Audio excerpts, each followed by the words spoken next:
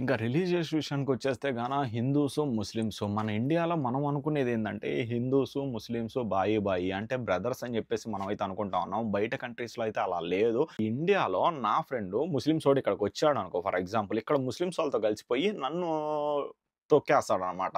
అలాగే అంతం జేసేస్తారు. ఒక రకంగా చెప్పాలంటే ఇంకా క్లియర్‌గా మన భాషలో చెప్పాలనుకుంటే అంతం జేసేస్తారనమాట. అంటే హిందూ తత్వం అన్నది ఇంక బయటికి రాదు. ఇక్కడితో క్లోజ్ అయిపోతా ఉంటది. అందుకని జెప్పేసి నేనేమంటానంటే మన ఇండియాలో మనకు నేర్పించిందేంటి సెక్యులరిజం అంటే ప్రతి ఒక్క రిలీజియన్‌కి మనమైతే రెస్పెక్ట్ ఇవ్వాలి. అరే! నువ్వు ఇండియానే పాకిస్తాన్ అని గాదు. మనం ముస్లిమ్స్. ఇట్లా ఇట్లా జరిగే కొద్దీ ఏమైతదంటే హిందూస్ సెపరేట్‌గా, ముస్లిమ్స్ సెపరేట్‌గా మన మన ఇండియాలో గూడా రేసిజం స్టార్ట్ అయిపోద్ది. ఇక్కడ ఇండియన్స్ రాంగాల్ని ఎలా అయితే ఎలా అయితే రెస్పెక్ట్ లేకుండా ఉంటదో, అలాగే మన దేశంలో మనకు కూడా అంతే రెస్పెక్ట్ ఉండదు. ఇప్పుడు నా పక్కన ముస్లిం వాడొచ్చి కూర్చున్నాడనుకో, నేను లేసి పక్కకెళ్ళిపోతా.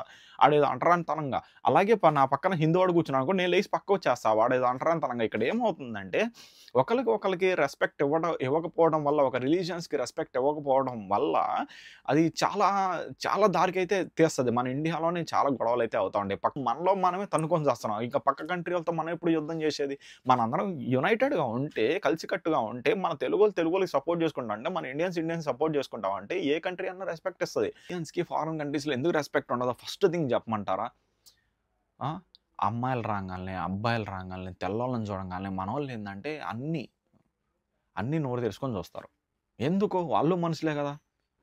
2 కాళ్ళు, 2 చేతులు ఇయ్యే గదా ఉండేది. సో, ఎందుకంత? ఆళ్ళేదో పైనున్నోళ్ళకిలాగా ఆళ్ళేదో సెలబ్రిటీస్‌లాగా వాళ్ళని అలా ట్రీట్ జేయటం వల్ల ఇప్పుడేమవుతుందంటే, మన ఇండియన్స్ అంటే డీగ్రేడ్ అయిపోయారు. మన ఇండియన్స్ అంటే తక్కువైపోయారు. వాళ్ళు ఫారిన్ కంట్రీ వోళ్ళు మన ఇండియాకొస్తే మనం ఏం జేస్తాం? వాళ్ళకి మంచి రెస్పెక్ట్, మంచి హాస్పిటాలిటీ ఇయన్నీ చూపిస్తాం. బట్ ద థింగ్ ఏమంటే, మనం ఇక్కడికొచ్చినప్పుడు ఆ హాస్పిటాలిటీ అన్నది మనకి లేదు గదా! అక్కడ ఏమైతుందంటే, ఒక మనిషిని తగ్గిచ్చేసేస్తున్నారనమాట. సో, ఇట్లా జరుగుతా ఉంది. సో, నేను రష్యన్స్‌కి ఒకటే చెప్దాం అనుకుంటున్నా. వాళ్ళకి ఇంగ్లీష్ వచ్చు. బట్ ద థింగ్ ఏమంటే, నాటకాలు ఇంగ్లీష్ మాట్లాడరు. ఓన్లీ రష్యానే మాట్లాడతారు. ఇక్కడేంటంటే, ఈ సిటీ బాగోదా బ్రో? లేకపోతే రష్యాకి రాకూడదా? దీని గురించి నేను మాట్లాడట్ల. రష్యాకి రావచ్చు. ఇప్పుడు మనకు పనుందనుకో, ఇప్పుడు బీహారోడు ఎందుకొస్తాడబ్బా ఆంధ్రాకి? ఆడి పని ఆడు చేసుకుంటాడు. వాడు చేసుకునేది చేసుకొని తినేసి ఎళ్ళిపోతాడు. అంతే అయిపోయింది. వాడితో మనకు గొడవలుండవు. మనకి ఎలాంటి ప్రాబ్లమ్ ఉండదు. సో, మీరిక్కడికొచ్చి మీ పని మీరు చేసుకొని ఎళ్ళిపోవచ్చు. బట్ ద థింగ్ ఏమంటే నాలాంటోళ్ళు ఎక్కడో ఉంటారు కదా! కొంతమంది ఏందంటే ఎవరినో ఏదన్నా డిగ్రేడ్ చేసినా ఇండియా అంటే కొంచెం రెస్పెక్ట్ ఉండి హార్ట్‌ఫుల్‌గా ఉన్న ఇండియాని తక్కువ చేస్తున్నారన్నా కొంచెం రియాక్ట్ అయ్యేవాళ్ళుంటారు కదా! నాలాంటి కొంతమంది అతి కొంతమంది. వాళ్ళకైతే చాలా ఇష్యూ. ఎందుకంటే మనం ఒక ఇండియా అంటే ఒక ప్రౌడ్‌గా చూసుకుంటాం. అలాంటిది ఎవడో వచ్చి ఏదేదో మాట్లాడుతా ఉంటే మనం తీసుకోలేమనమాట. ఇక్కడ చెప్పాగా మనం యూనిటీ లేకపోవడం వల్లే ఎవడో వచ్చి ఏదేదో మాట్లాడాల్సొస్తది. అదే మన యూనిటీ ఉందంటే ఒక్కడు కూడా రాడు మన దగ్గరికి. మన ముందుకొచ్చి నించోలేడు. అదే వీళ్ళు ఇక్కడేందంటే చాలా జరుగుతా ఉన్నాయి. ఇక్కడని కాదబ్బా! నేను యూరోప్‌లో కూడా చూషిన చాలా జరుగుతా ఉన్నాయి. లైక్ ఆహ్, చెప్పొచ్చో చెప్పకూడదో తెలీదు. ఇండియన్స్‌ని చాలా తిట్టేవోళ్ళు. యూరోప్‌లో నేనున్నప్పుడు నా పక్కన ముసలోడు కూర్చునేవాడు. ముసలోడని ఎందుకంటున్నానంటే లైక్ మనం రెస్పెక్ట్ ఇస్తాం. మన ఇండియాలో మనకు నేర్పించింది రెస్పెక్ట్. బట్ ద థింగ్ ఏమంటే ఒకప్పుడు కాలం గాదిది. ఏంది గాంధీజీ గారు ఒక చెంప మీద కొట్టంగాల్నే ఇంకో చెంప చూపియాలని చెప్పేసి అది ఒకప్పుడు కాలం. ఇప్పుడు అలా గాదు. ఒక చెంప మీద కొడితే తిరిగి కొడితేనే వాడికి మన దెబ్బేందో తెలుస్తది. అర్థమవుతుందా? సో, అలా ఉండండి. ఇప్పుడు ఒక యూనిటీగా ఉండండి. హ్మ్.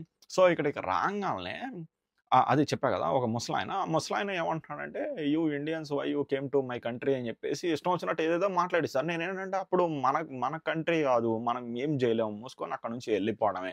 సేఫ్టీ అన్నది లేదు. ఎందుకులే అని జెప్పేసి వచ్చేసాం. అదే యంగ్‌స్టర్ ఎవడైనా సరే వచ్చి ఇండియాలో ఒక మాట అంటే ఎలా ఉంటదో తెలుసు. హరిహర వీరమ్మలు కర్ణాటక పేరుతో లేదని జెప్పేసి అక్కడ బాయ్‌కాట్ జేసేసి మొత్తం బ్యానర్‌లయితే చించేసారంట. అంటే వాళ్ళ లాంగ్వేజ్‌కి ఎంత రెస్పెక్ట్ ఇస్తున్నారో చూడండక్కడ. అక్కడ మనం తెలుగు స్టేట్స్‌కొచ్చేసరికి స్టేట్స్‌కి మధ్యలో అది గొడవ. అది ఎలా ఆహ్, ఆహ్, లాంగ్వేజ్ వల్ల గొడవయితంది. అదే కంట్రీస్‌కో రాంగాలనే ఇండియన్స్ అని వేరే కంట్రీ అని ఇప్పుడు ఇండియన్స్ అనేది పోగా హిందూసా, ముస్లిమ్సా అని జెప్పేసొచ్చింది. మరి క్రిస్టియానిటీ ఎక్కడికెళ్ళిందో నాకు అర్థం కాల. క్రిస్టియన్ గురించి అలా అడగలేదు ఆళ్ళైతే మరి. హ్మ్.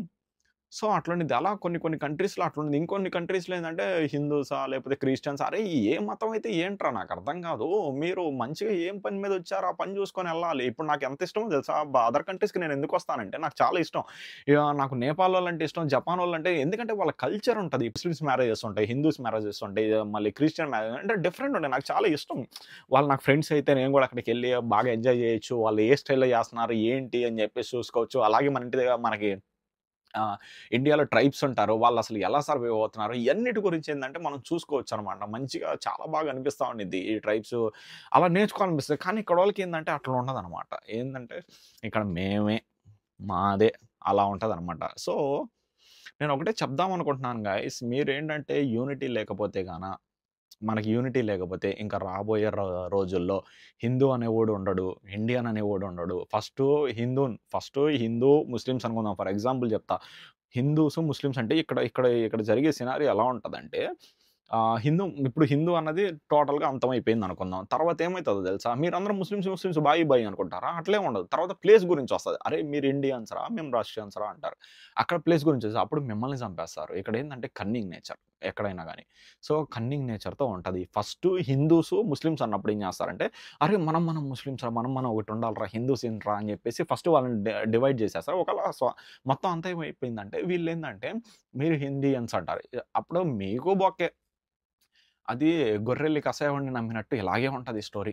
సో, దీంట్లో మీకు ఏం మీనింగ్ అర్థమైందో ఏంటో నాకైతే తెలీదు. నేనైతే ఉన్న ఎక్స్‌పీరియన్స్‌ని అలాగే నా మైండ్‌లో తిరుగుతున్న ఆ పురుగునైతే బయటికి పంపించేసా ఈ వీడియో ద్వారా. సో, మీకైతే ఏదో అర్థమయ్యే ఉంది అని చెప్పేసి నేనైతే అనుకుంటా ఉన్నాను. ఇన్‌కేస్ అర్థమైతే మీకు అర్థమైన కామెంట్ ఒకటి వాల్యుబుల్ కామెంట్‌నైతే కామెంట్ చేయండి. ఏదో చెడగొడదాం, ఏదో చేస్తున్నాడు వీడిని చెడగొడదాం అనుకుంటే వచ్చి నెగెటివ్ కామెంట్స్ కూడా పెట్టండి. మీ నెగెటివ్ కామెంట్స్ పెడితే ఏమైతదంటే, మీరు ఏ స్టేజ్‌లో ఉన్నారన్నది నాకు అర్థమైపోద్ది. అంటే లైక్ ఏందంటే, ఇక్కడ నేను ఒక హిందూని, ఒక ముస్లింని, ఒక క్రిస్టియన్ అని చెప్పేసి నేను చెప్పట్లా. నేను ఇండియన్ ప్రకంగా మాట్లాడుతున్నాను. నేను ఇండియన్ అని చెప్పేసి మాట్లాడుతున్నా. మన ఇండియాకి ఉండాల్సిన రెస్పెక్ట్ గురించి మాట్లాడుతున్నా. ఇక్కడ అందరూ ఇండియాని తిడతా ఉంటే చండాలంగా ఉంది. నాకు అస్సలు నచ్చట్లేదు. అసలు ఉండబుద్దే కావట్లేదు నిజానికి చెప్పాలంటే. బట్ ద థింగ్ అక్కడ నుంచి ఇక్కడికి వస్తున్నామంటే ఏదో మన ఇండియాలో ఉన్నాయి కొన్ని పాలిటిక్స్ అయితే ఉన్నాయి. బట్ థింగ్ ఏమంటే కొంచెం ఏదో సెట్ అవుదాం. కొంచెం బాగుపడదాం అని చెప్పేసి చాలామందైతే వస్తా ఉంటారు కాబట్టి, నేను వాళ్ళ కోసమైతే వస్తా ఉన్నాను. నేనేంటంటే ఇంకో థింగ్ ఏమంటే నేను యూరోప్‌లో వీడియోస్ చేసినాను. ఇప్పుడు నాకు చాలామంది యూకే గురించి అడిగితే నేను ఒకటే చెప్తా. బ్రో నాకు రియాలిటీ నాకు తెలీదు. నాకు బేసిక్‌గా ఎవరన్నా చెప్పి తెలిసినయి అయితే నేను ఇప్పుడు కన్సల్టెన్సీస్ ఉంటాయి. అబ్బా! నేను ఇప్పుడు రష్యా వచ్చాను కాబట్టి రష్యా గురించి మీకు క్లియర్‌గా ఎక్స్‌ప్లెయిన్ చేయగలను. యూరోప్ ఎళ్ళాను కాబట్టి యూరోప్ గురించి మీకు క్లియర్‌గా ఎక్స్‌ప్లెయిన్ చేయగలను. అదే యూకే గురించి, ఆస్ట్రేలియా గురించి లేకపోతే యూఎస్ఏ గురించి అడిగితే నాకేం తెలుస్తది? నేను రియాలిటీలో లేను. నన్ను మోసం చేసిన స్టూడెంట్స్ ఉన్నారు కానీ, నేను మోసం చేసిన స్టూడెంట్స్ ఒక్కళ్ళు కూడా లేరు. నేను చాలామందికి చాలా సపోర్ట్ చేస్తా ఉన్నా. అదర్ కంట్రీస్‌లో వర్క్ చేస్తున్నా కానీ, నేనైతే వాళ్ళకి చాలా సపోర్ట్ అయితే ఉన్నాను. ఎనీ టైమ్ నేను వాళ్ళకైతే ఇన్ఫర్మేషన్ అయితే ఉన్నా. నా ఇన్ఫర్మేషన్ తీసుకొని నన్ను ఏమైనా దెబ్బ కొట్టినోళ్ళు ఉన్నారు. ఆళ్ళు కూడా తెలుగోళ్ళే. సో, ఇట్లా ఉంటది. నాదో ప్రాసెస్ స్టార్ట్ చేసుకుంటూ నాకు తెలియకుండా 2 మంత్స్ ఆపేసి, వేరే వాళ్ళ దగ్గర ప్రాసెస్ చేసేసుకొని ఎళ్ళిపోయి, అన్న నేను 2 మంత్స్ దాకా నేను ఫాలో అప్ చేస్తా ఉంటే, అన్న మేము ఆల్రెడీ వేరే అంటే వేరే వాళ్ళ ద్వారా నేను వచ్చేసానన్న అని చెప్పేసా. హ్యాపీగా ఫీల్ అవ్వాలా? బాధగా ఫీల్ అవ్వాలా? 2 నెలల్లో నా కష్టం ఏంటి? ఫ్రీగా హెల్ప్ చేశా, ఫ్రీగా సపోర్ట్ చేశా. వీటన్నిటికి నా కష్టం ఏంటి? మీరెళ్ళిపోయారా? మీరు హమ్మయ్య! సరే ఎవరి ద్వారానే ఎళ్ళినా గాని వీళ్ళెళ్లి హ్యాపీగా ఉన్నారని చెప్పేసి నేను ఫీల్ అవ్వాలా? మీరే ఆలోచించండి. నేను ఒకటే చెప్తాం అనుకుంటున్నాను. ఇండియాలో ఉండి ఆంధ్రాలో ఉంటే ఆంధ్ర వాళ్ళు తన్నుకొని చావండి ఇబ్బంది లేదు. హైదరాబాద్ వాళ్ళు తన్నుకొని చావండి ఇబ్బంది లేదు. బట్ థింగ్ ఏమంటే హైదరాబాద్ నుంచి ఆంధ్ర నుంచి చెన్నైకెళ్ళినప్పుడు మన తెలుగోళ్ళ యూనిటీ చూపియండి. అలాగే ఢిల్లీ ఎళ్ళినప్పుడు మన తెలుగోళ్ళ యూనిటీ ఏందో చూపియండి. అలా అని చెప్పేసి గొడవ పడమని, తిట్టమని, కొట్టుకోమని కాదు. కొద్దిగా సపోర్ట్ చేయండి. కొద్దిగా హెల్ప్ చేయండి. వాళ్ళైతే ఊరుకోరు. వాళ్ళైతే డెఫినిట్‌గా సపోర్ట్ చేస్తారు. డెఫినిట్‌గా హెల్ప్ చేస్తారు. అలాంటిది మనకు లేదు అని చెప్పేసి నేను చెప్తా ఉన్నాను. So be unite and proud to be Indian. Thank you so much. జై హింద్. Guys stay tuned. చాలా మంత్స్ నుండి చాలా వీడియోస్‌లో ఆయన ఈ మధ్య అయితే కనిపియలేదు. ఆయనని మళ్ళీ కెమెరాస్ ముందు తీసుకొచ్చే బాధ్యత నాది. అండ్ మీకున్న క్వెషన్స్ మొత్తం ఆయన ద్వారా తెప్పించే బాధ్యత నాది. ఆ బాధ్యతను నేను తీసుకున్నా. ఆయన్ని వీడియోలోకి తీసుకొస్తానని చెప్పేసి నేనైతే చెప్తున్నాను. Within no more waiting. చాలా తొందరగా అయితే వచ్చేస్తుంది. ఆయన వీడియోస్ అయితే వచ్చేస్తా ఉన్నాయి. So please to subscribe Shashi MJ vlogs. అలాగే తెలిసి ఇంకోటి ఏ ఛానల్ సబ్స్క్రైబ్ చేయాలో. ఉంటా బాయ్.